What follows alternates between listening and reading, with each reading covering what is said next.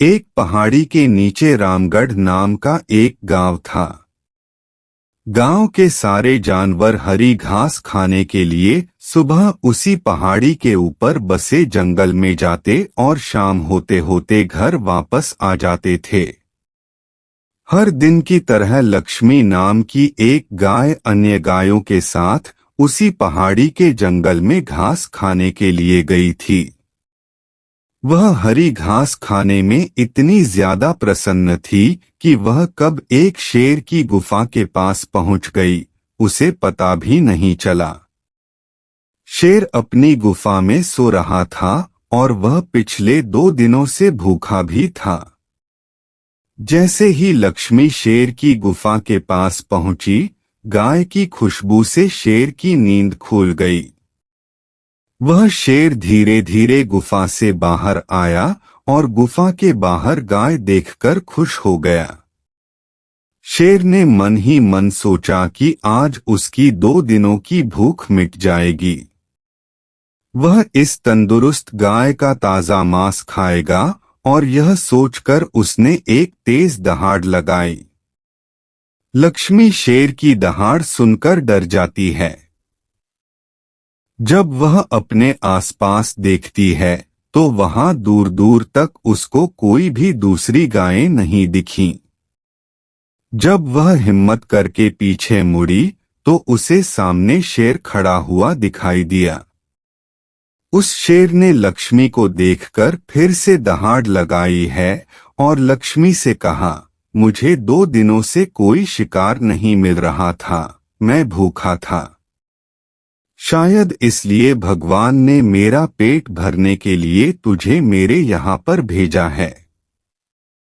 आज मैं तुझे खाकर अपनी भूख मिटा लूंगा। शेर की बात सुनकर लक्ष्मी डर जाती है। वह रोते हुए शेर से कहती है, मुझे जाने दो, मुझे मत खाओ। मेरा एक छोटा बच्चा है जो अभी सिर्फ मेरा ही दूध पीता है और उसे घास खाना अभी तक नहीं आया है। लक्ष्मी की बात सुनकर शेर हंसते हुए कहता है, तो क्या मैं अपने हाथ में आए शिकार को ऐसे ही जाने दूं? मैं तो आज तुझे खाकर अपनी 2 दिनों की भूख मिटाऊंगा। शेर के ऐसा कहने पर लक्ष्मी उसके सामने रोने लगी और विनती करते हुए कहती है कि आज मुझे जाने दो। मैं आज अपने बछड़े को आखिरी बार दूध पिला दूंगी और उसे बहुत सारा प्यारा करके कल सुबह होते ही तुम्हारे पास आ जाऊंगी। फिर तुम मुझे खा लेना और अपना भूखा पेट भर लेना। शेर लक्ष्मी की यह बात मान जाता है और धमकी देते हुए कहता है कि अगर कल तू नहीं आई तो मैं तेरे गांव आऊंगा, फिर तुझे और तेरे बेटे दोनों को खा जाऊंगा। लक्ष्मी शेर की यह बात सुनकर खुश हो जाती है और शेर को अपना वचन देकर गांव वापस चली जाती है।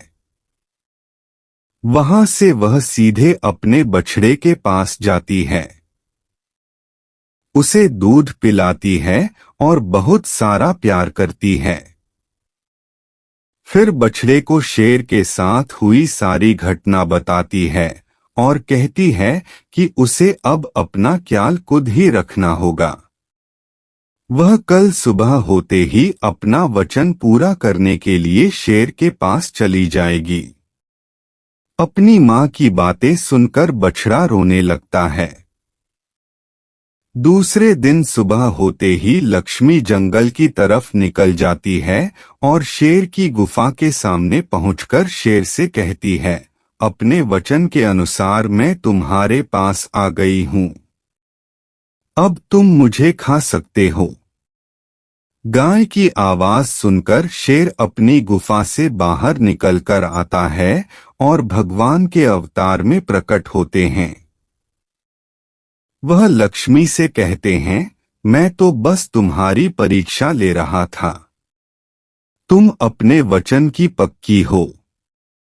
मैं इससे बहुत प्रसन्न हुआ। तुम अब अपने घर और बछड़े के पास वापस जा सकती हो।